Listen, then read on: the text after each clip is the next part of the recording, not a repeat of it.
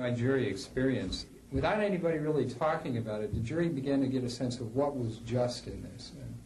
And you know, let's not find this guy guilty or not guilty based on the law. Let's find him guilty or not guilty based on whether we really think he should do the time. Each week on that issue, we show the probe report you've just seen to a group of citizens somewhere in the United States. What you're watching are the unrehearsed reactions of people in Tampa, Florida, to the probe report, Power to the Jury. Lawyers were surprised because they didn't think we'd go this way at all. But after talking about it over a length of time, we realized that the guy had obviously broken the law, but he hadn't broken the law, we felt, in our hearts to the point of doing this longer sentence. When it came to the decision, what we had with the law that they gave us, we had to make the decision according to that law, and I really was disappointed because I felt that justice was not served because the law did not fit the crime. Okay, if you had been told at the point you got ready to go into that jury room that if you don't think the law fits in this case, you have the right to make the decision based on the fact that the law doesn't fit, do you think it would have impacted would have made a difference? Yes, yes, I really do.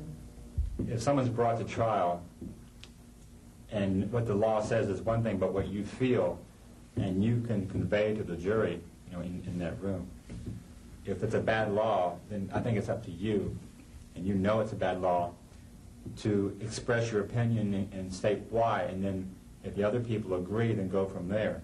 And then if they disagree, then they need to prove it to you. Governments can make anything illegal, and that's the sad thing about other countries. And if you have juries that can reject the laws, and you have the ability to prevent the type of bizarre things that happen. Let's take it one step further, backwards. How did we get into this position? I almost think that it's because the judges do not feel that 12 ordinary people are capable of making more than a guilty or not guilty choice. I mean, throw that third one in and people will not be able to make a choice. And I think that maybe they just don't trust the jury system as they should, that ordinary people can decide whether someone's guilty, not guilty, or that the law does not apply in this case. The law is made by, you know, biases, or is it really ethical? Or, you know, I don't think some of the legislators are very ethical, I guess. Well, I can see how the jury idea here could be used as a tool in the legislative process.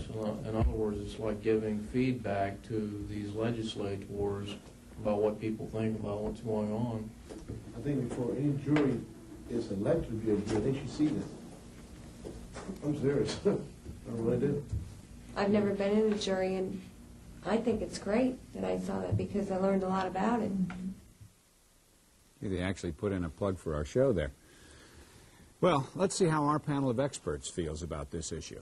Dr. Eugene Hickok is a professor at Dickinson College and a resident scholar at the Heritage Foundation. Larry Dodge is the founder of the Fully Informed Jury Amendment Organization. And our host and permanent panelist is the chairman of the National Endowment for Liberty, Ron Paul. Ron, do you agree with the research group that all jurors really ought to see that program? It certainly sounds like a great idea to me. I think that's a good deal.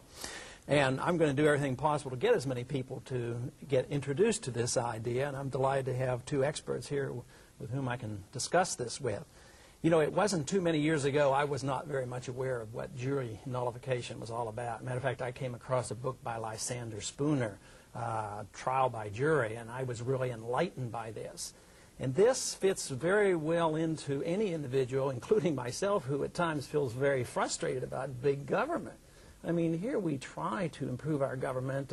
We recently talked about reforming Congress and changing Congress, but what happens? 96, 98, 99% of them get reelected. So those who are unhappy and need something to do in order to change things, I mean, really, this idea, this concept really gives hope to a lot of people. It's a real eye-opener to a lot. It was an eye-opener to me, and I think it's going to be an eye-opener to a lot of people in the general public, not realizing that juries have rights and that they have a responsibility, not just to deal with that particular case, but also a very deep responsibility to judge our judges and to judge our lawmakers.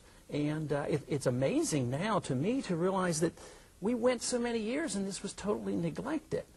But Larry, I want to start by asking you a specific question. Those who disagree with us, that think that this is too much power for the individual, too much responsibility for the jury, they say, oh, this is going to lead to nothing but chaos. They're going to revoke laws and we'll have anarchy. What's your answer to that concern?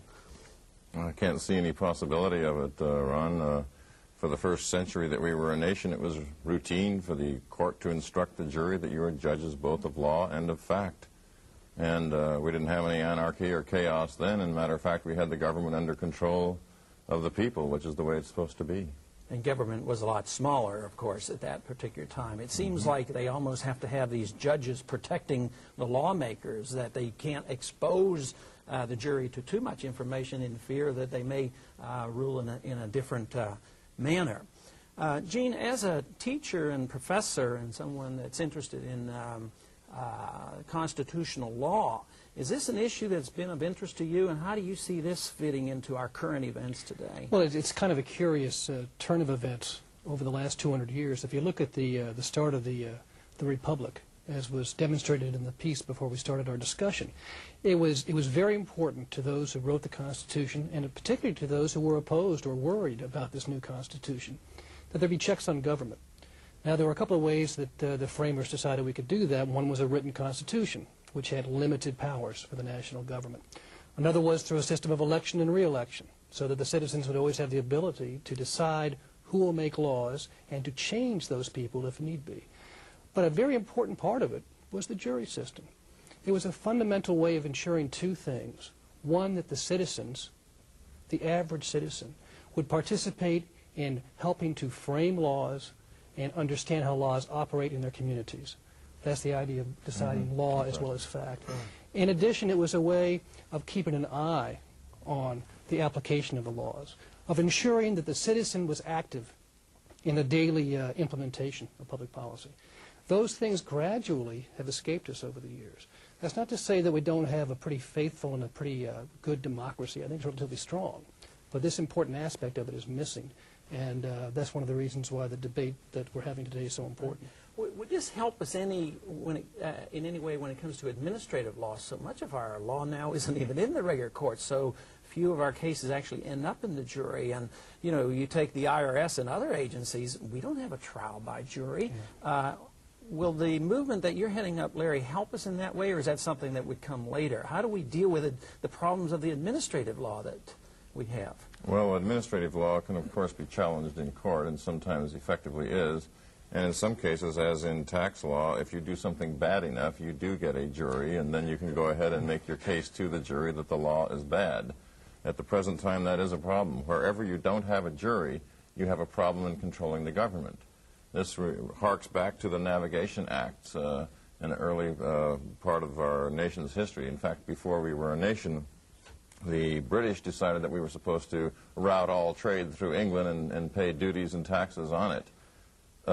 But colonial juries would routinely let sea captains go, quit them, for disobeying, you know, the Navigation Act. So the British responded by inventing courts that didn't have juries, courts of admiralty, where they could go ahead and have trials that didn't have juries, because they very well realized that if the jury were able to make its decision, they would reject these laws. And so the same problem is here with us today, and it does need to be dealt with. Mm-hmm. Yeah, I think the regulatory morass that we live in today and the need for administrative law cannot be dismissed easily. I mean, the fact is we have a far more complex world and a far more complex society than we did 200 years ago. On the other hand, that's also one of the major reasons you should argue for a stronger trial by jury system. Because in the end, it's a way of empowering citizens and a way of helping to make sure that most law isn't written by bureaucracy. I guess we have plenty of that today, and if we don't do something soon, I don't know what's going to happen. I think we're going to be overrun by the bureaucracy, and we can't even attack this bureaucracy if we can't get the people to speak out. If they feel frustrated with the elective process, this obviously is an alternative method whereby they can put restraints on big government. Ron, this is a good time for us to perhaps take a short break. Hold that thought, and we'll return with